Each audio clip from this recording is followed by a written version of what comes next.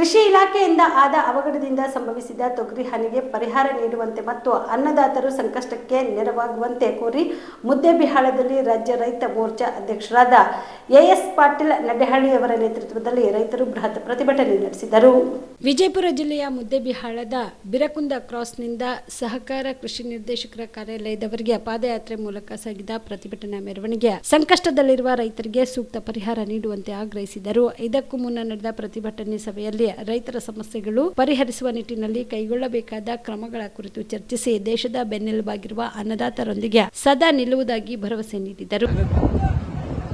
ಗಿಡ ಬೆಳೆದಿದೆ, ಹೂ ಕಟ್ಟಿಲ್ಲ, ಕಾಯಿ ಕಟ್ಟಿಲ್ಲ, 190% ಬೆಳೆ ಸಂಪೂರ್ಣ ನಷ್ಟ ಆಗಿದೆ ಮತ್ತು ಎರಡೂ ತಾಲೂಕಿನ ವ್ಯಾಪ್ತಿಯಲ್ಲಿ ರೈತರು 90% ಪ್ರದೇಶದಲ್ಲಿ ಇವತ್ತು ತೊಗರಿ ಬೆಳೆಯನ್ನು ಹಾಕಿದ್ದಾರೆ.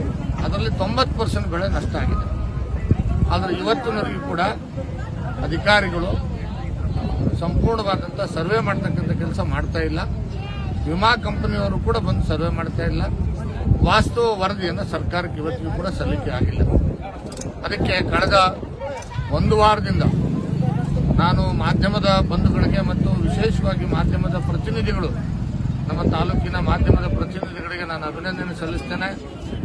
ರೈತರಿಗಾದಂಥ ನಷ್ಟದ ಬಗ್ಗೆ, ಕಳಪೆ ಬೀಜಗಳ ಬಗ್ಗೆ ನೈಜತೆಯ ತನಿಖೆ ಮಾಡಬೇಕು ಅಂತಕ್ಕಂಥ ವಸ್ತುನಿಷ್ಠವಾದಂಥ ವರದಿಗಳನ್ನು ಕಳೆದ ಒಂದು ವಾರದಿಂದ ಮಾಡ್ತಿರ್ತಕ್ಕಂಥ ಮಾಧ್ಯಮದ ಸ್ನೇಹಿತರಿಗೆ ನಾನು ಈ ಸಂದರ್ಭದಲ್ಲಿ ರೈತರ ಪರವಾಗಿ ಅಭಿನಂದನೆ ಸಲ್ಲಿಸ್ತೇನೆ. ಕಾರಣ ಏನು ಅಂದರೆ ಸರ್ಕಾರದ ಕಣ್ತರಿಸುವಂಥ ಕೆಲಸ ನಮ್ಮ ಮಾಧ್ಯಮಗಳು ಮಾಡಿದ್ದಾರೆ ಮತ್ತು ನಮ್ಮ ಮುಖಂಡರು ಕಣ್ತರಿಸುವಂಥ ಕೆಲಸನೂ ಕೂಡ ಮಾಧ್ಯಮದವರು ಮಾಡಿದ್ದಾರೆ. ಅದಕ್ಕೆ ಮೊದಲು ನಾನು ನಿಮ್ಗೆ ಅಭಿನಂದನೆ ಸಲ್ಲಿಸ್ತೇನೆ. ಇನ್ನು ಎರಡನೇದಾಗಿ ಇವತ್ತು ನಮ್ಮ ಬೇಡಿಕೆ ಏನಪ್ಪಾ ಅಂದ್ರೆ, ಅಧಿಕಾರಿಗಳು ಜಿಲ್ಲಾಧಿಕಾರಿಯಾಗಿ ಇವತ್ತು ಜಿಲ್ಲಾಧಿಕಾರಿಗಳು ಒಂದೇ ಒಂದು ಹೊಲಕ್ಕೆ ಹೋಗಿಲ್ಲ. ಅದೇ ಗುಲ್ಬರ್ಗದಾಗ ಜಿಲ್ಲಾಧಿಕಾರಿ ರೈತರ ಹೊಲಗಳಿಗೆ ಹೋಗಿ ಸರ್ವೆ ಮಾಡಿ ವಿಮಾ ಕಂಪನಿಗಳಿಂದ ಈಗಾಗಲೇ 77 ಕೋಟಿ ರೂಪಾಯಿ ಬಿಡುಗಡೆ ಮಾಡಿಸಿದ್ದಾರೆ. ಎಲ್ಲಿ? ಗುಲ್ಬರ್ಗಾದಲ್ಲಿ. ಅದ್ರ ದಾಖಲಾತಿ ಇದಾವೆ, ಪತ್ರಿಕಾ ವರದಿಗಳಿದಾವೆ.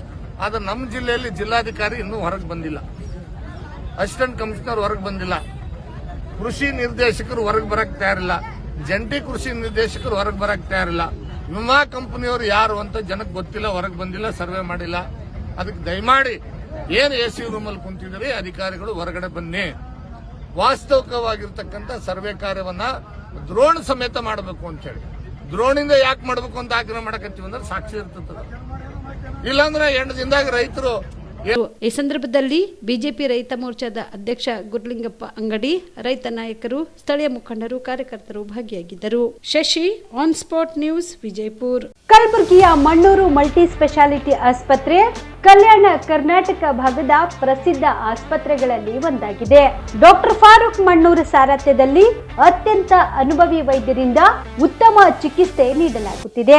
ಮಣ್ಣೂರು ಮಲ್ಟಿ ಸ್ಪೆಷಾಲಿಟಿ ಆಸ್ಪತ್ರೆಯಲ್ಲಿ ಸಿಗುವ ಚಿಕಿತ್ಸೆಗಳು: general surgery, laparoscopy surgery, neuro surgery, orthopaedic surgery, plastic surgery, gastro surgery, aqua surgery, gynaecology surgery, general medicine, paediatric, neuro surgery, cardiology, haematology, endocrinology, ENT ಮತ್ತು ophthal, general physician, gynaecology, paediatric, family medicine, urology, nephrology, radiology, dialysis, advance ICU ಮತ್ತು advance OT setup, ಅತ್ಯಾಧುನಿಕ ಸೌಲಭ್ಯವುಳ್ಳ ಕ್ಯಾಸುಲಿಟಿ, ದಿನದ 24 ಗಂಟೆ emergency trauma centre.